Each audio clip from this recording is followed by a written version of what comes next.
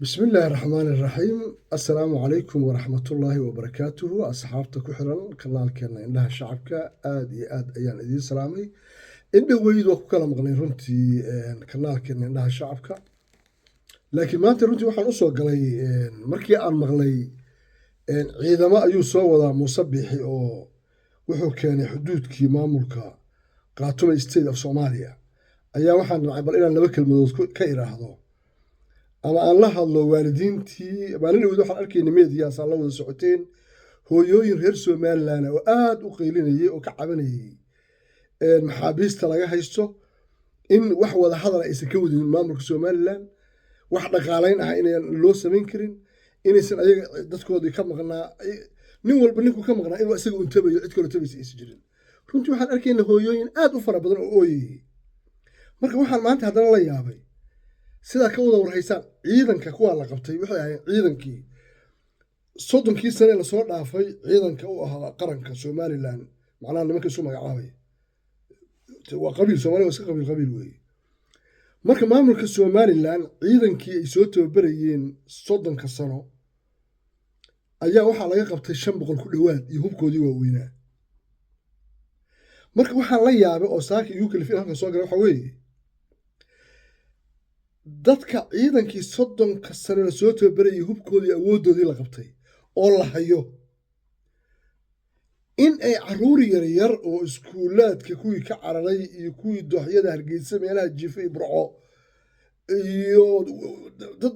la soo aruuriyo caruura oo arkaynay meediyaha ka wada arkaynay inay haddana ku shubaan dab waxaas marka uu sameynaya ninka la yiraahdo Muuse Biixi inay shacabkii reer Somaliland ee culamaa diinka aqoonyahanka siyaasiga iyo hooyooyinkii cabanayay baa lahaa inay aqbalaan waxaan saakisa u soo galay meeshaas weey qof walba aqli lagu fahmaya ulajeedada uu kaleeyahay Muuse Biixi waa maxay wuxuu rabaa inuu kursiga fadhiyo cid walba garanaysa miyay garan waayeen reer Somaliland shacabkooda iyo dadkoodii isaga miyay garan waayeen dadku waa la yaaban yahay ummadda Soomaaliyeed runtii aad u yaaban tahay laakiin talada aan siinaya maxay tahay war caruurtan aan soo wadaan iyo meesha lagu soo wado ee lagu daneystanayo uu nin kursi rabo inuu dhiiga dadka uu ku ilmaha yaryarka adinka tabay adinka hooyooyinkood iyo walaalahood iyo abooyinkood bay ka maqan yihiin sida aan maqlayayna maamulka ciidamada Khartoum State ka maqlayay waxay leeyihiin maxaabiistii xabsiyadu waa buuxaan qof dambe oo intaan ka hayno ameel feeding program loo sameyn doono ma jiro arrinka waa in qalbiga ku haysaan hadduu dagaalka dhaco oo Muuse Biixi soo qaado adinkana aad qaban weydaan meel fog buu gaari doonaa oo ka duwan meeshii hore waa wax muuqda weeye qof walbana waa garanaya ciidanka Khartoum State of Somalia maalin la weyd isimadii iyo maamulkiiba hor istaagay iyagoo gaari kara meeshii ay doonaan sababtoo ah ciidankii Somaliland waxna waa la qabtay ciidankii waa la qabtay xoogoodii wax dhintay iyo wax la qabtay hubkiina waa tii la haray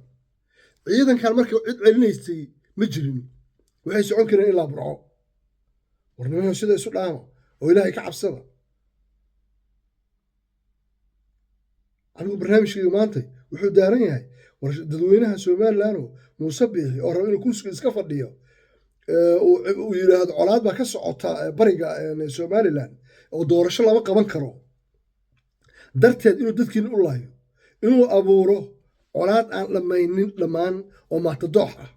inuu abuuro dan kale ma leh arrinkan waxay si qaas ah u saameynaysaa beeshan habar jecel ee xuduudka la leh Khartoum State of Somalia bay si gaar u saameynaysaa aqliga ha taliyo aad baa idin salaamay السلام عليكم ورحمة الله وبركاته